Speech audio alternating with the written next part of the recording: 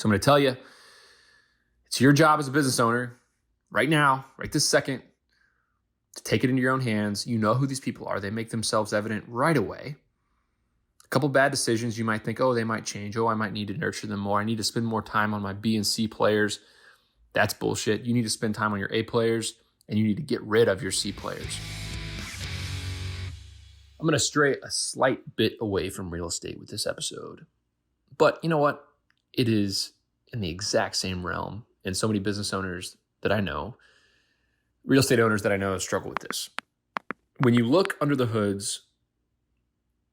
hood of a legacy business, meaning a business that has been in somebody's family for 10 plus years, and a business that is a bit large, meaning makes more than $1 million a year in profit.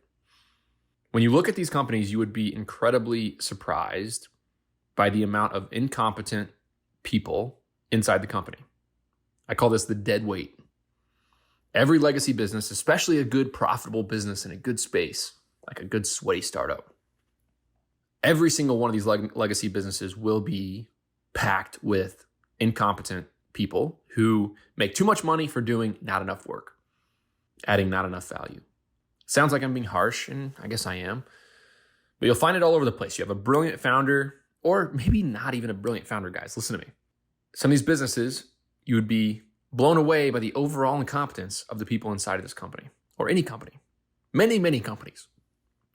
And that if you're in the right place at the right time, and you have a good old-fashioned sweaty business, a good business like a storage facility, you don't have to be that smart to make a lot of money, especially real estate. So what you have is legacy family businesses, real estate holdings full of incompetent people who are dead weight on the business.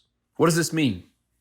This means that if you buy a business, whether it's a self-storage facility or a small business, I had a friend who bought a moving company, a big moving company out in Denver, Colorado.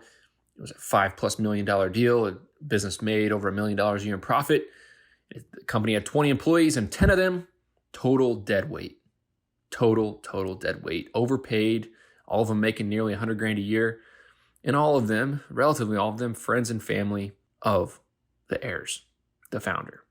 So your job when you buy a business, if you're out there and you're looking to buy a self-storage facility, you're looking to buy a real estate portfolio, you're looking to buy a small business, a sweaty startup, I'm going to tell you the first thing you're going to be up against when you get into that business is the fact that 50% of the people there are going to add zero value. They're going to be overpaid. They're going to be actually a drain on the business. And if you're not willing to come in and clean house and fire those people right away, you're going to be in for a world of hurt. Where do these people come from? Who are they? I don't know. Generally friends and family. But what happens is when you have a profitable business and you have a business that's making a lot of money, you especially want to help out your friends and family members. And that business owner will hire his nieces and nephews and aunties and all of these people who just want jobs. And if it's a really good business, it can survive it. You'd be really surprised at how much of this a business that's a really good business can survive. And when this owner goes to sell the company, they will try to put it on you. The owner will try to put it on you. They'll try to pull at your heartstrings and say, I need you to take care of these people. And you will, obviously, because you're a human being, you will feel some responsibility for these people's lives. But deep down, you'll know what needs to be done. The owner will talk to you about it during DD. The owner will try to tell you got to keep these people around. And he'll try to put it on you. He'll try to take that problem and that emotional and that mental baggage, and he'll try to put it on you, the new buyer. And let me tell you right now that that's bullshit. It's not fair, and it's bullshit. If that person really wants to take care of these people, then they can give them big chunks of cash when they sell their business to you.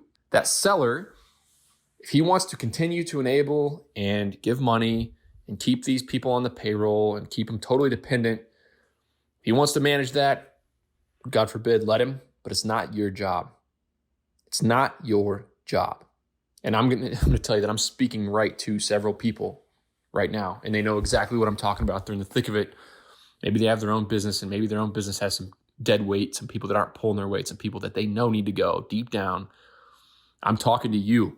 Look at yourself in the mirror, point to yourself in the mirror and say, I know what I need to do. It's time to do it. You got to get rid of those people. It's your job to rebuild the culture at your company. And nothing creates a crappy culture A crappy culture, man, the top 20% of producers pulling the weight and pulling along the dead weight of the bottom 50% of the company, or even one or two people who are terrible at their job, that makes for such a crappy culture. And I've done a ton of episodes on hiring fast, firing fast, and there's nothing that I believe has been a stronger impact on my success is that my partner and I are not afraid to get rid of people who are not pulling their weight. We do it quickly. We do it swiftly.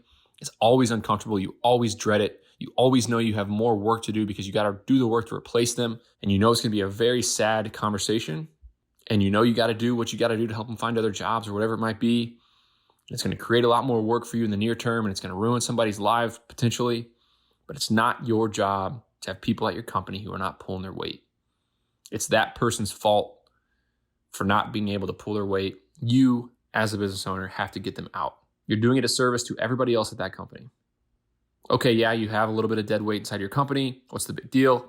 It's a disservice to the people who actually come and add value to your business. You're not treating them fairly to keep people around and keep paying people who aren't doing their job. So I'm going to tell you, it's your job as a business owner right now, right this second, to take it into your own hands. You know who these people are. They make themselves evident right away. A couple bad decisions, you might think, oh, they might change. Oh, I might need to nurture them more. I need to spend more time on my B and C players. That's bullshit. You need to spend time on your A players, and you need to get rid of your C players. Yes, you can absolutely make do, and people can add value who are B players, but they'll stop getting promoted. You can be honest with them, and you're going to build a company with people who kick ass. So there you have it. You know what you got to do. Get rid of those people. You see it all the time. Everybody who buys a business sees this firsthand, and they don't know what to do. They think, oh my God, is it my responsibility? Do I need to find a place for these people inside my company? I'm going to tell you right now, the answer is no. You need to get rid of those people. They do not have a place inside your company. Obviously, you can do it in as kind and a nurturing way as you can. You can give them severance packages. But again, you just bought the company. It's not your job. It's the previous owner's job to do that. If they really want to take care of these people, they should have done it. Many times in my career, I've let this go on too long. I've had these people at my business for too long. I'm getting better about making it happen right off the bat. But so many times inside these companies, you see a competent founder and a group of their dependents, basically. You see a group of their dependents, a founder and all of his useless dependents within the company, because it's human nature to bring people in and pay them when you have a good, healthy company. And look, business is not that hard. I wish so many of these founders who are smart and going out and raising venture capital money, trying to change the world, I wish so many of them would look at these small businesses that are making millions of dollars a year right now in their towns. You don't have to start a company to go compete with them, but you could buy them, and they're good businesses. You'd be surprised at how poorly they're run. Maybe the owner is really good at some things and really poor at others. And if you know how to have these uncomfortable talks with people and get them out of your business when they need to get out, you can do really well. You can do really, really well. So I'll leave it at that. Take with it as you please. But companies are full of people who don't add value. Look at corporate America. Corporate America is full of people who don't add value. That's why startups have sometimes a very huge advantage over corporate America. Because the bigger the company gets, the more dead weight you have. And look, it's not possible to totally avoid all of it. You're going to have lost time. You can't strive for ultimate, insane, perfect efficiency. It's not possible to hit that.